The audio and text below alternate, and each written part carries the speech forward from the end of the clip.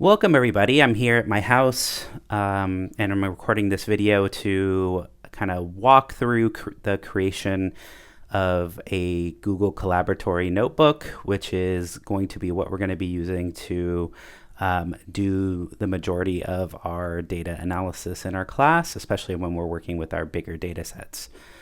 So what we're going to start off, where you're going to start off is going to your Google Drive. And I would say specifically, we want to go to the Google Drive that's associated with your San Mateo Community College District account. To get to your Google Drive, you're just going to go ahead and type drive.google.com. And it should look something like this. One thing you want to look at is up over in the corner, you'll see the little picture on the side there, and you want to make sure that you're using your my.smcc.edu Google account, which is the same password that you use to access your email. You can switch it if you're not currently logged into that. It's just better to use that because all of these sharing links will work within our district, and it's just simpler to keep all your work, your school stuff with school stuff, and all your private stuff with other private stuff. Once you go to your drive, we're gonna want to kind of store all of our work kind of in kind of one place. So it would be best to create kind of a folder that will hold kind of all your work throughout the semester. Now what I've done is I've created, since I have a lot of documents, I create like folders based upon like the year that I'm working for the most part. So mine's going to be here 2022 fall, and then math 220, and then, or math 200, sorry. And then I'm going to put this particular thing under notebooks. Okay. So once I'm in a folder where I want to actually store my collaborative notebook, or my notebook, I'm going to go up here to new, or you can right click on the desktop. Go down. It's usually probably going to be one of the later things in the application. And what you're going to see down here is a Google Collaboratory.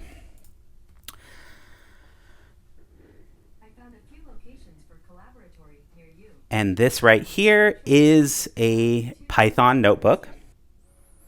So once I'm in a Google Collaboratory notebook, or a Python notebook, basically what you'll see is just this blank screen.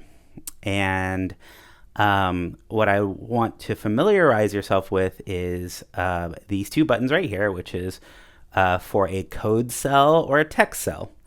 Now, a text cell, if I click on that, it will just open up kind of a block where I can put in text, and I have features like making lists, bullet points, putting in pictures, though I will be honest with you, the picture doesn't work that well. I can place links, I can format the text and things of that sort.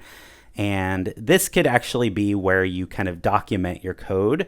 And if you have to turn in a notebook, it could be explaining your process for your particular analysis.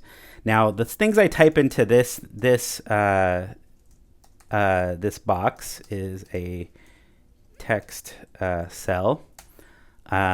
Basically, just is unevaluated text. Meaning it's not any kind of computer code. It's just basically there as free text for you to show something. I can go back and double edit. I can edit it again by double clicking this cell and adding some more things. Like I can add, like I said, a bullet point or lists. Okay. I'll say this is a bullet point. And then I'll say it's another bullet point. Okay. And then I can just hit enter or shift enter. And basically I've shown this particular text, this particular formatted text. But for most of what we want to be doing is inserting code blocks.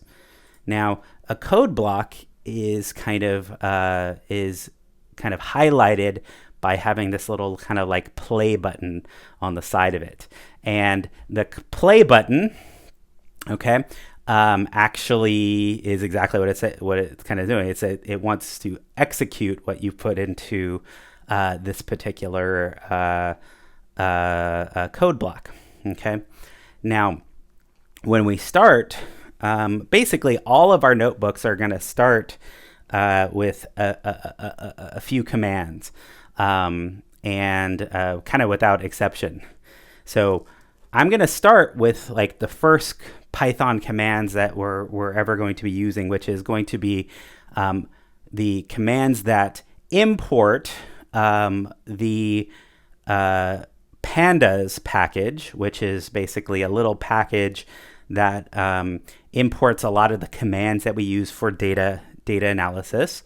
And also we want to import this package called NumPy, which is going to contain a lot of the numerical kind of functions into Python.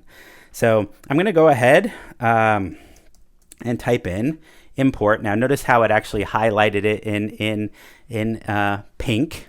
And I'm going to say import pandas as, and then PD.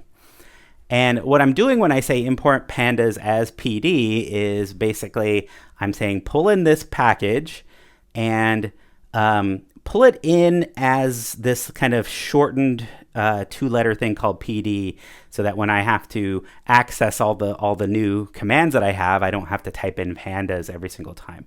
If I just said import pandas, I'd have to type in pandas every time I wanted to use a function that comes from that particular package. Okay, so I'm going to hit enter, and I'm also going to go ahead and go import numpy as np. Those are like the standard way of importing. And fantastic. Notice how I can keep hitting enter and nothing else seems to happen. Now, what I want to do after I do this is I want to execute this particular cell. And just leaving the cell does not execute it. So now notice how if I type in PD into this right here, it's not going to know what to do with that. It's actually taking a long time. Yeah, see, name error, PD is not defined. And that's mainly because I actually haven't run this code yet. And the way I'm going to run this code is either by, I can highlight over this little ring right here, and it will give me a keyboard shortcut. Okay. But for the most part, I think on every platform, all you have to do is hit this little play button there. And then you give it a second, and when it is run, okay, when you've actually done this particular bit of code or executed this particular bit of code, you'll see a little check mark right next to it. Okay, and it'll give you how long it took. This one doesn't take that long. Now, when I go down here now and I go to execute this PD, it's no longer going to have that name error. It's going to tell me, oh, hey, that PD is my pandas kind of work. Or that's the pandas module, I should say. The next thing I would like to show is when you're working inside of the notebook environment, the notebook environment itself has a feature that should actually help you as you're entering in code or basically pulling up commands. Now, for the most part, most of the code that you're going to be using in the class, I'm going to be providing kind of notebooks that you can adapt to your own work, so you won't have to remember a lot of code or the name of a lot of different features. But this is still a very nice thing, I think, to notice or to show. So notice how I've imported that pandas. I've imported the NumPy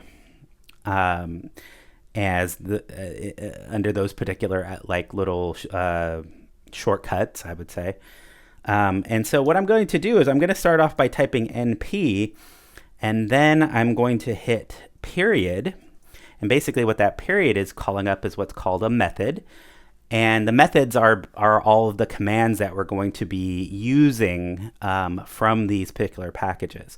So almost all the code that you're going to be writing is going to start off, for the most part, with something dot and then another name.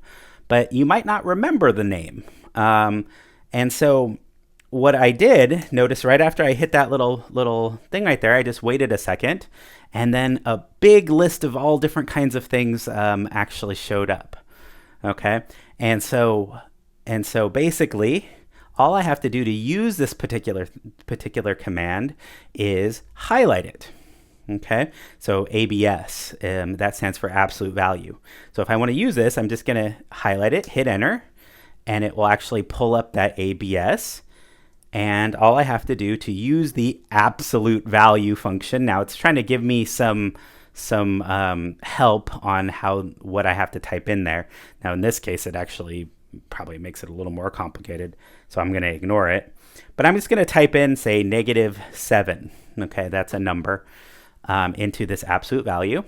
Okay, get to the other side, and then I'm just going to go ahead and hit that right there. Now notice it just took the absolute value and it spit out what that particular absolute value of -7 actually is. And so much of the coding that we're going to be doing is going to follow kind of this general pattern. You're going to add a cell and then run a method from a package, and then that package or that method will give you some sort of response. Okay. So the last thing that I'm going to cover in this, kind of really short introduction is basically naming your files and then exporting your notebooks so that you can then submit them to Canvas. Okay. When you just start a new Google Colab, it usually will name the notebook untitled and then a number. And as you start to create more and more of these, you will the default name will not be helpful for you to find, say, your old work that you want to use or your old code that you want to adapt. Okay, and so we want to always give our notebooks like names that we can kind of remember. So how do we actually change the name? It's really simple. It says works like almost every Google Doc that you've worked with. You can either just click on this right here and then file, or you can go file and then once again rename, which is right here. So what I'm going to do is I'm just going to click on the name and then rename this to kind of intro notebook. Hit enter. Okay.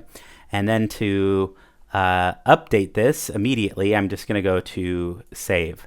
Now, it will auto-save, at regular intervals, but when I make big changes like this that I want to make sure are, locked down on a disk, I'm going to go ahead and hit save. Okay.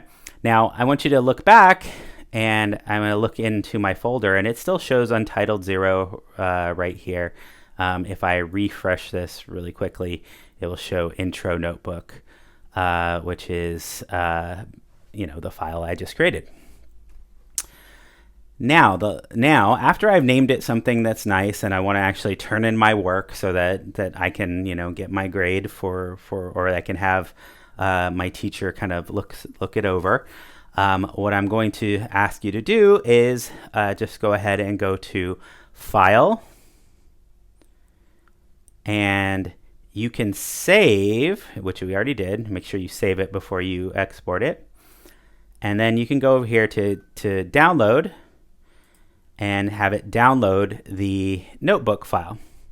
Now, the download will most likely go into your downloads folder. Almost every, that's the default almost everywhere.